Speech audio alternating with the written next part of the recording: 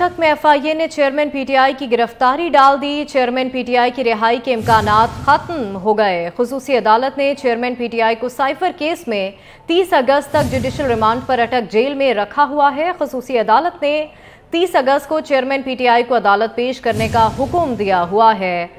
अटक में एफआईए ने चेयरमैन पीटीआई की गिरफ्तारी डाल दी। चेयरमैन पीटीआई की रिहाई के इम्कानात खत्म हो गए। खुसूसी अदालत ने चेयरमैन पीटीआई को साइफर केस में 30 अगस्त तक जुडिशल रिमांड पर अटक जेल में रखा हुआ है। इसी पर बात करेंगे। मोहम्मद इमरान हमारे साथ मौजूद हैं। इमरान, बताएगा इस मुतालिक। इस्लामाबाद हाई कोर्ट की तरफ से चेयरमैन पीटीआई की तोशाखाना केस में जमानत और रिहाई के अहकामात के बाद एफआईए ने बाकायदा साइफर केस में गिरफ्तारी डाल दी है। खुसूसी अदालत ने साबिक वज़ीर आज़म को साइफर केस में 30 अगस्त तक जुडिशनल रिमांड पर अटक जेल रखा हुआ है और 30 अगस्त को खुसूसी अदालत में पेश करने का जेल सुप्रीडेंट को बाकायदा हुक्मनामा जारी कर दिया है। जबकि इस वक्त बुशरा बीबी चेयरमैन पीटीआई से मुलाकात भी कर रही हैं। जी ठीक है, बहुत शुक्रिया मोहम्मद इमरान, आप हमें आगाह कर रहे थे। अटक में एफआईए ने चेयरमैन पीटीआई की गिरफ्तारी डाल दी। चेयरमैन पीटीआई की रिहाई के इम्कानात ख़त्म हो गए हैं। तमाम तर मामले पे बात करेंगे। याहिया फरीद माहिर कानून हमारे साथ मौजूद हैं। बहुत शुक्रिया सर आपके वक्त का। आज जो फैसला आया यकीनी तौर पर आपने देखा होगा, अब कानूनी तौर पर ऑप्शंस क्या मौजूद हैं पीटीआई के पास? लेकिन जो सस्पेंशन और सेंटेंस आज हुई है वो एक ऑर्डिनरी रिलीज है, रूटीन रिलीज है। डेली बेस के ऊपर अदालतों में इस तरह के सेंटेंसेस जो 3 इयर्स के नीचे के हो उसमें ये सेंटेंस मिल जाता है। लेकिन मुझे यूँ लगता है कि इस्लामाबाद हाई कोर्ट में फिर भी इसको एक एक्स्ट्रा ऑर्डिनरी रिलीफ दी गई है, क्योंकि जो कंडक्ट है अपीलेंट का वो बहुत पुअर था और नॉक्शियस था। पीटीआई अपने सोशल मीडिया हैंडल से चीफ जस्टिस आमिर फारूक के खिलाफ एक बहुत सीवियर कैंपेन चला रहे थे। आई थिंक पीटीआई को एक अपने सोशल मीडिया से अनकंडीशनल अपॉलॉजी देनी चाहिए सबसे पहले तो, जो उन्होंने ट्वीट्स की चीफ जस्टिस आमिर फारूक के खिलाफ, क्योंकि आज देखे जज साहब ने सब कुछ इग्नोर करके वो सेंटेंस को सस्पेंड किया।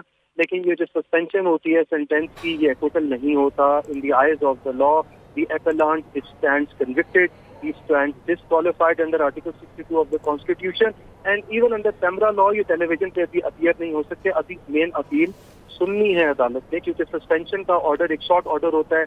अदालत मेरिट्स में नहीं जाती, एविडेंस को पेरूस नहीं करती, विटनेसेस की टेस्टिमनी नहीं देखती। और ये सस्पेंशन रिवोक भी हो सकती है अगर एपेलेंट और उनकी पार्टी का कंडक्ट ठीक ना हुआ। अगर ये इस तरह का स्मेयर कैंपेन चलाते रहेंगे तो ये सस्पेंशन को रिवोक भी कर सकते हैं। और इस केस का कोई इफेक्ट नहीं होता जो बाकी केसेस चल रहे हैं, जैसे साइफर का केस है जिसमें जुडिशल रिमांड पे थे और अभी गालिबन री अरेस्ट हो गए हैं।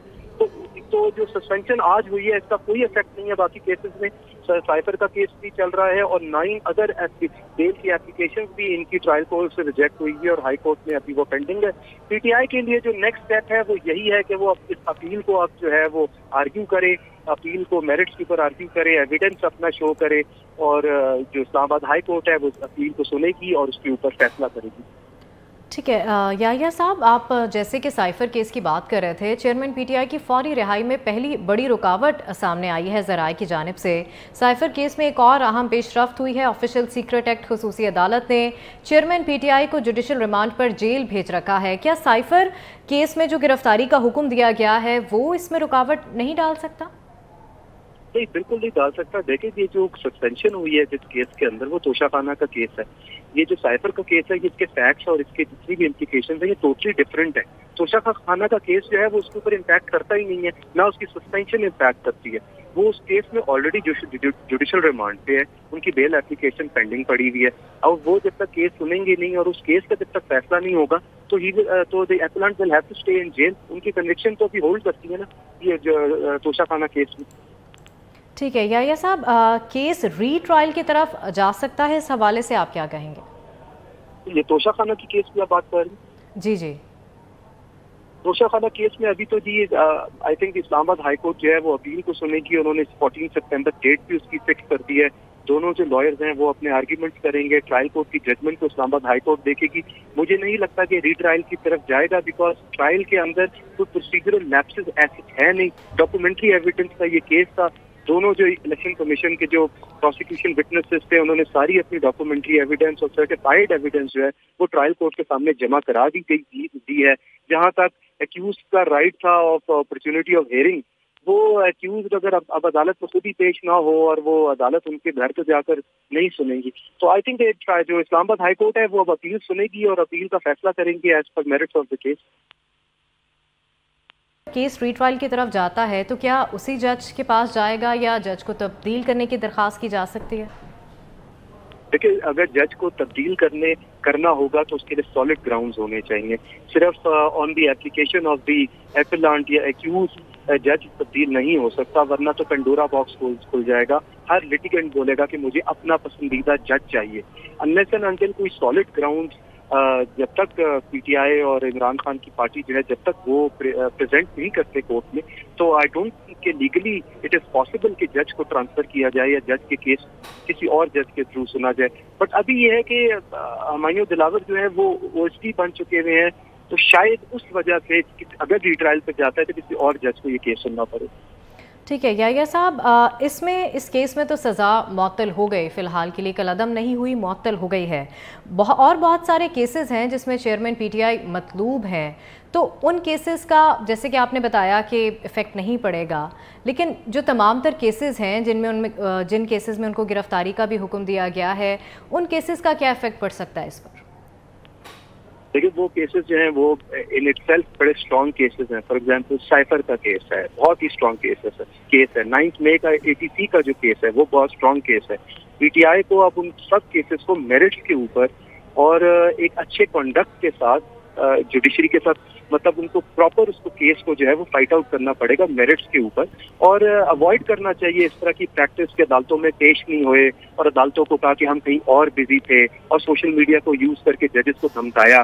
آئی تھنک اس سارے پریکٹس کو ان کو چھوڑ کر اپنے ان کے لائر کو چاہیے کہ وہ لیگلی اس کیس کو ڈیفینڈ کریں, اپنی پوزیشن جو ہے وہ کورٹ کو کے سامنے آرگیو کریں, میرٹس کے اوپر آرگیومنٹس کریں اور کیسز کو پراپرلی چلائیں. اچھا یحییٰ صاحب, جیسے کہ اسلام آباد ہائی کورٹ نے چیئرمین پی ٹی آئی کی سزا معطل کر دی ہے, تو اس سزا معطلی کے بعد کیا چیئرمین پی ٹی آئی کا سٹیٹس بحال ہو سکے گا ان کا؟ نہیں جی, دیکھیں آرٹیکل 62 آف دا کانسٹیٹیوشن کے اندر وہ ڈسکوالیفائڈ ہیں, اور سسپینشن سے ان کی ڈسکوالیفیکیشن پہ کوئی افیکٹ نہیں ہوتا, کیونکہ ٹرائل کورٹ کی دیکھیں ججمنٹ ہولڈ کرتی ہے. صرف سینٹینس کو انہوں نے سسپینڈ کیا ہے, وہ بھی اس کی ریزن یہ ہوتی ہے کہ جب تک اپیل سنی جا رہی ہے تو جو اپیلنٹ ہے وہ جیل میں نہ رہے. لیکن اس کے علاوہ in the eyes of the law he still stands convicted. ان کا کرائم ختم نہیں ہوا, وہ تو under PEMRA law television پہ بھی اپیئر نہیں ہو سکتے. تو یہ تو کوئی ریلیف ایسا نہیں ہے, یہ ایک آرڈینری روٹین میٹر ہے جو ان کو ملنا ہی ملنا تھا. ان کی ڈسکوالیفیکیشن بھی رہے گی, ان کی کنوکشن بھی ہولڈ کرے گی, اور جو بھی کنڈیشنز ہیں وہ بھی سارے ہولڈ کریں گے. انفیکٹ سسپینشن جو ہے وہ بھی ریووک ہو سکتی ہے. ہائی کورٹ وہ سسپینشن کو ریووک بھی کر سکتی ہے اپیل سنتے ہوئے, اگر تو پی ٹی آئی نے اپنا یہ جو بیہیویئر ہے کہ یہ سوشل میڈیا پہ ملائن کرنا شروع کر دیتے ہیں, ڈیفیم کرتے ہیں اور دھمکیاں دیتے ہیں ججز کو, یہ جب تک انہوں نے اپنا کنڈکٹ کو ٹھیک نہ کیا تو یہ سسپینشن کو اسلام آباد ہائی کورٹ ریووک بھی کر سکتی ہے.